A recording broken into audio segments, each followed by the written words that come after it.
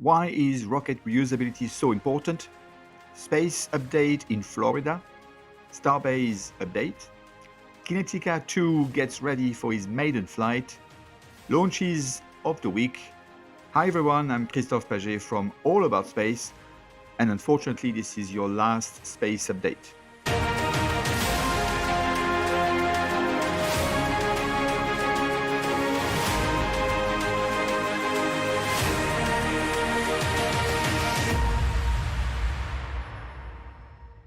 Before I start, I wanted to thank everyone who have been following me, who have been watching my channel and all the videos. I'm just simply thankful.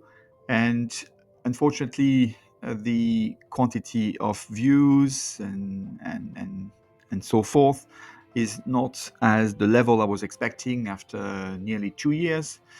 So I decided, unfortunately, that I stop this channel, the English version, and I will concentrate on my French one only. I'm very sorry if this is a disappointment for some. Thank you anyway for all your help, for your support, for watching the channel. And if you fancy learning a bit of French, please go on to the dark side of this channel in Espace News. Thank you very much, everybody, and let's be the last episode. Reading an article from Starbase about their business model, I thought I would share the key findings which are in the open domain, coming from the US Space Force, putting things into perspective about rocketry and, more importantly, reusability. Now, the article discusses the future of spaceflight, emphasizing the need for fully and rapidly reusable rockets. Starbase, founded in 2019 by Andy Lapsa and Tom Feldman, has centered their business model and operation fully on such key factor.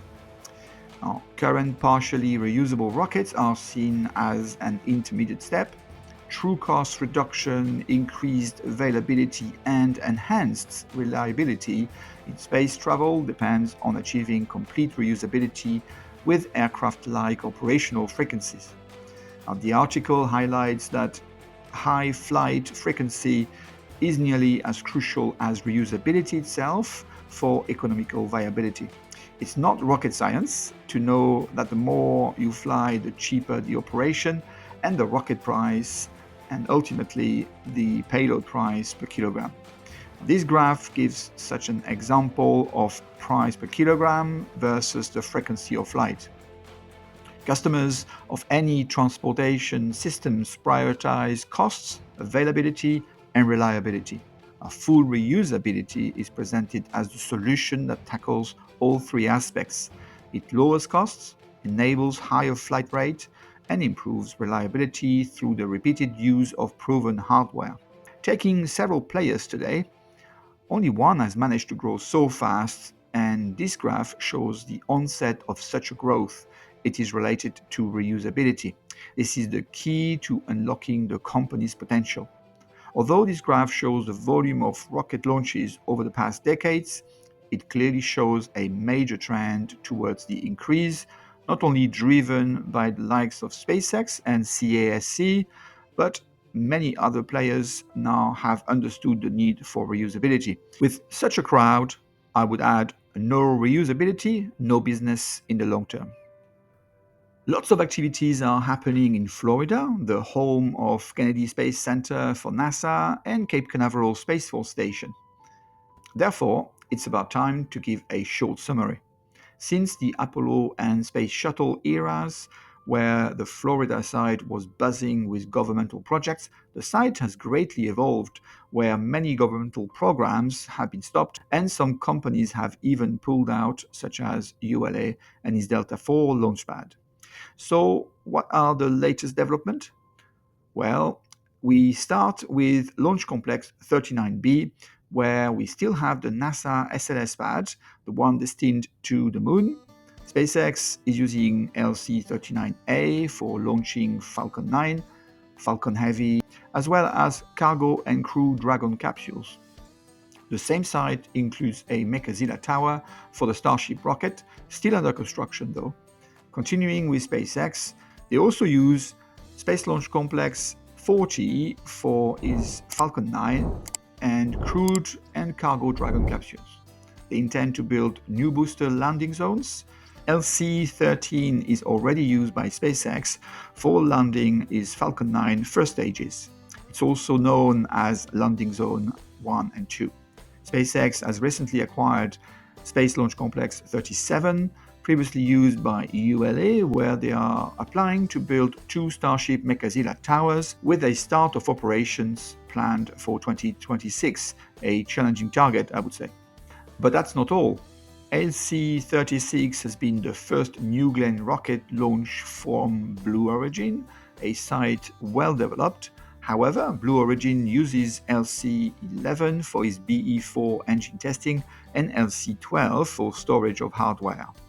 Then, Relativity Space has used LC-16 for its Terran 1 and has now been redeveloping the site for its Terran R, a much larger rocket.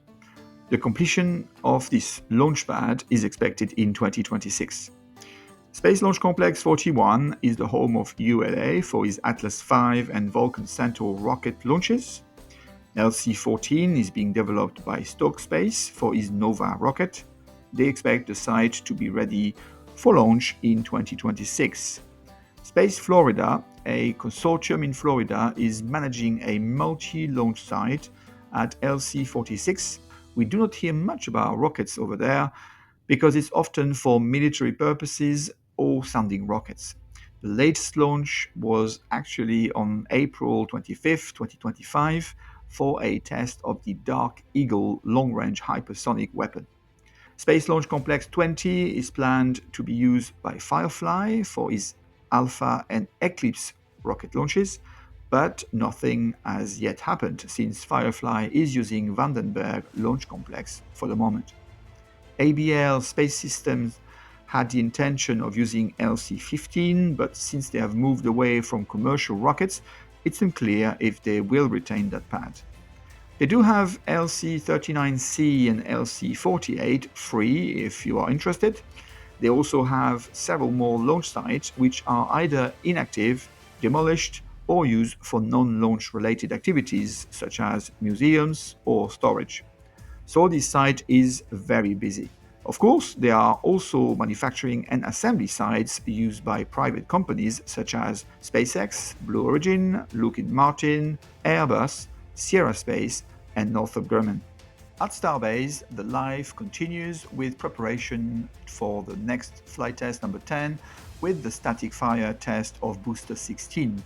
Again, quite a spectacular test to see. The booster was then returned to the production site. It's important to note that SpaceX managed to refurbish the launch pad number 1 in just about a week, which is great in terms of reusability, but of course SpaceX aims to not have to refurbish anything at all. Across the site, SpaceX continues in preparing its launch mount number 2, working day and night. At the production site, the excavation work has started to build the Gigabay foundations.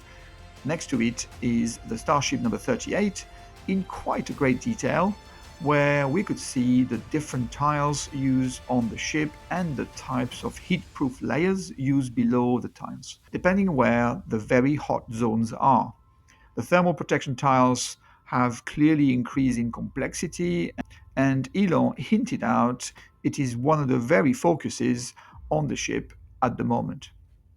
The Qingzhou 1 is a new generation of cargo spacecraft being developed in China specifically for resupplying the Chinese space station Tiangong. It's being developed by a branch of the Chinese Academy of Sciences called YAMCAS.